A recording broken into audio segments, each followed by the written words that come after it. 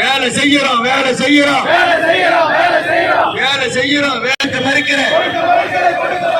ஆனங்கட்ட ஆட்சியாளர ஆனங்கட்ட ஆட்சியாளர பரிதவிக்கிறோம் பரிதவிக்கிறோம் பரிதவிக்கிறோம் பரிதவிக்கிறோம் பட்டினி கிடக்கிற 10 ஆண்டு காலம் 1311 வவுச்சர் பணியாளர்களின் உன்னால முடியல சொல்லு. நாங்க பண்றோம் அங்கீகாரத்தை கூடிய பொம்பளை தடுக்குது நம்மளை தடுக்குது. ஒரு அங்கீகாரத்தை கொடுங்க. பொம்பளை தடுக்குது என்ன தடுக்குது? உனக்கு யார் தடையா இருக்கிறா? இதை தடையா இருக்கிறவன் யாரு? கத்தினிக்கிறானு பயணிக்கிறானுவோ வா உக்காரு பேசுவோம். அவனை கூப்பிடு.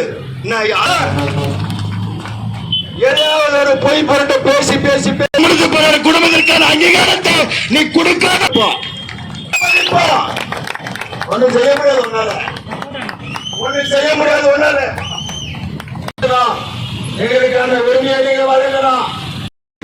பொதுப்பணித்துறையில் 1311 வவுச்சர் பணியாளர்கள் கடந்த 10 ஆண்டுகளாக பணி செய்து கொண்டிருக்கிறோம். எங்களுக்கான நியாயமான அங்கீகாரத்தை வழங்க வேண்டி தொடர்ந்து எங்களுடைய அரசு பணியாளர் கூட்டமைப்பு 10 ஆண்டுகளாக போராடி கொண்டிருக்கிறோம்.